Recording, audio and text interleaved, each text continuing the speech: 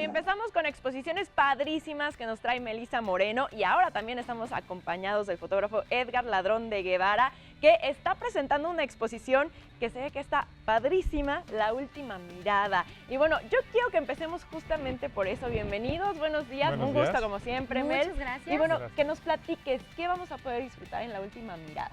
Mira, La Última Mirada es una exposición que, bueno, está ubicada en el Seminario de Cultura Mexicana, ellos lo organizan en colaboración con Art Baena, que es mi galería. ¿Qué vamos a ver ahí? Un conjunto de trabajos realizados en los últimos años, en donde el punto común, o sea, el título La Última Mirada se desprende de un fragmento de uno de los haikus que escribe mi padre al final de su vida, en el cual yo me inspiré para hacer una de las piezas. El punto común es la manera como abordo el lenguaje fotográfico, ¿no? Tengo una manera muy peculiar de ver las cosas y de sugerirlas a la gente. ¿Qué espero de esto? Por un lado, el que la gente se detenga un momento para reflexionar, para la contemplación, para detenerse en el tiempo, porque mi trabajo habla mucho sobre eso, ¿sí? No espero que la gente identifique cosas, sino que sienta, que imagine. Y con ese título, ¿cómo no sentir, no? Así es. Nos pone a reflexionar. ¿Cómo fue la selección, Edgar, de estas fotografías, de este trabajo? Mira, la selección la hizo el curador Héctor Archundia. Él fue el que, obviamente en colaboración con Lourdes Baena y conmigo, fuimos decidiendo qué sí, qué no entraría. Es difícil porque uno como artista tiene piezas que, que te gustaría mostrar y que no están ahí. Claro. Pero la idea era dar un lenguaje con una estructura. Y al mismo tiempo te va llevando a decidir cuál entra, cuál no entra, y para generar finalmente un diálogo entre todas las obras que son diferentes.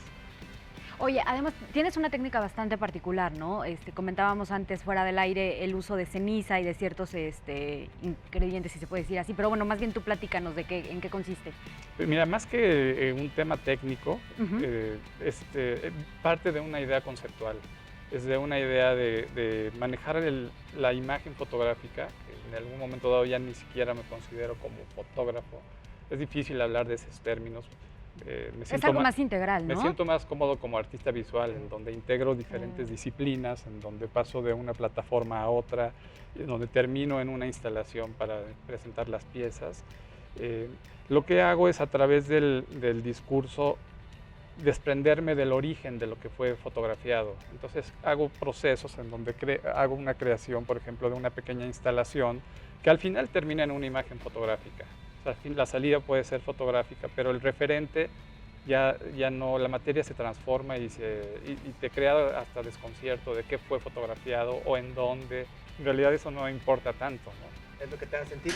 Pero justamente hablando de esto, ¿qué te enfocas cuando estás tratando de plasmar algo de lo que tú sientes? Primero ves la imagen, tienes un concepto, ¿cómo lo llevas? O vas pasando por la vida y de repente ves algo y en ese momento es algo que quiero plasmar desde tu perspectiva, porque no deja de ser lente o no lente, o como lo utilices artes visuales, no deja de ser una percepción tuya de ese momento, de una parte de la vida. Mira, en general son temas que son constantes dentro de mi desarrollo como artista. O sea, hay temas como el tiempo, el deterioro, la erosión, la vida, lo más simple. O sea, partiendo de esos temas ya empiezo a desarrollar mis piezas. Y van desde situaciones tan comunes como, por ejemplo, hay una pieza en la exposición que se llama Meditando con mi bagel. ¿De qué era el bagel? Poppy seed, de semilla de amapola. Mira, sí se acuerda. Sí, qué rico. Qué bueno. Por ejemplo, de ese momento, que es un momento cotidiano, todo el mundo nos tomamos un café por la mañana y ya lo acompañamos con un pan o con el desayuno. En ese momento de observación, por ejemplo, al morder el bagel veo que se desprende una semilla y cae en el piso.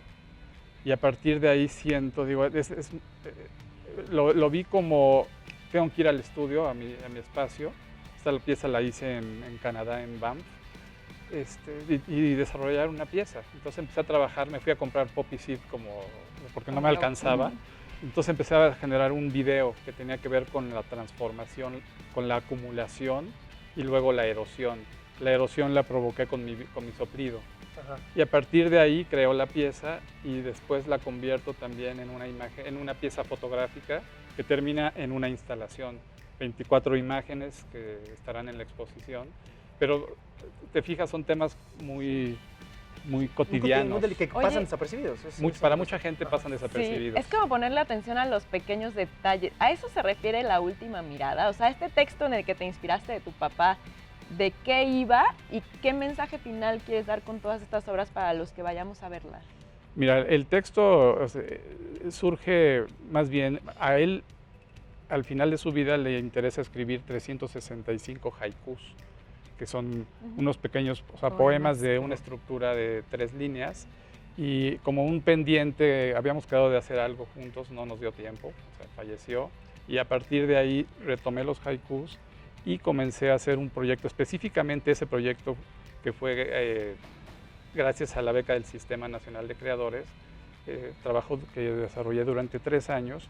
Con el eco de la lectura de esos haikus empecé a producir mis propios haikus visuales, mis propias imágenes que en este tema hablan sobre pues, la vida, los sueños, el tiempo, el miedo. Son como conceptos difíciles de plasmar, ¿no? Totalmente. Si no tenemos claro en la mente qué es, imagínate. ¿Cómo plasmarlo. plasmas un sueño? ¿Tú cómo lo plasmas? Un sueño, por ejemplo. Pues en este caso, por ejemplo, es la acumulación pues, de toda la información que ya tienes dentro de tus recuerdos, de lo que de alguna manera deseas, y creas imágenes o piezas al final que, lo que les comentaba, evocan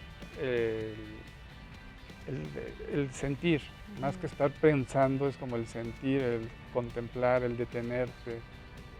Sí. Y además algo que comentábamos también, ¿no? Tu trabajo ha sido el paso de muchas cosas, ¿no? O sea, tú has viajado, has tenido la oportunidad de estudiar en otros países, que al final esa es la oportunidad de adquirir otros conocimientos y otras, pues quizás no técnicas, pero sí tener más cosas para tu trabajo, ¿no? Sí, Abrir el mundo. el mundo y sí, tu carrera la vas construyendo en base a la búsqueda de tu propia voz. Eso es el objetivo finalmente, ¿no? Luego me preguntan, ¿cómo le hago para tener mi voz? Híjole, qué difícil respuesta. Es el tiempo, es la vida, son las experiencias, son las vivencias, son los problemas con los que te enfrentas, las situaciones complejas. Todo eso va acumulando la información que vas recibiendo, la cultura que tienes, lo que ves o lo que no ves. ¿Sí? Claro. Todo eso finalmente va generando las herramientas para ir encontrando tu voz. El extranjero para mí fue vital, yo quería hacer un cambio, yo buscaba un cambio, no sabía hacia dónde y fue la experiencia de irme, de enfrentarme a situaciones desconocidas y eso enriquece, ¿no? Eso enriquece y a partir de esa experiencia en el extranjero he ido construyendo ese hilo conductor y no es consciente, es algo que se va dando con el tiempo, ¿no? Yo tengo una duda, hablando de todos estos temas y justamente de todas estas experiencias, hablas mucho del tiempo y la erosión en tu obra.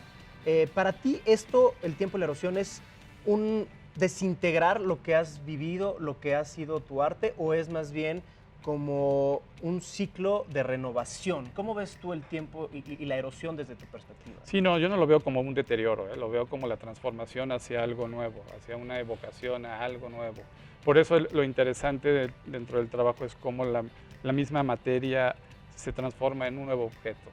¿Sí? Fotografío, por ejemplo,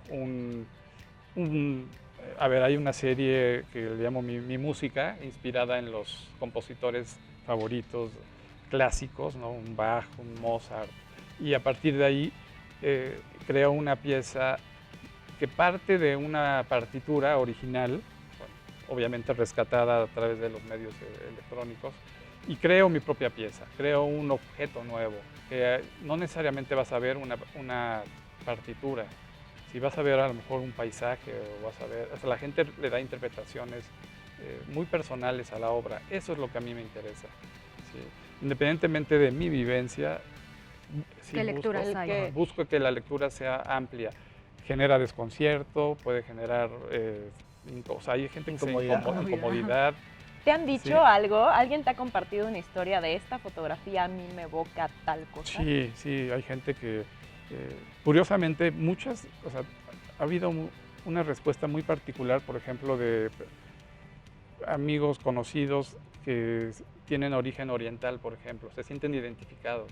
Me dicen, me has tocado una parte de la infancia, por ejemplo. Órale.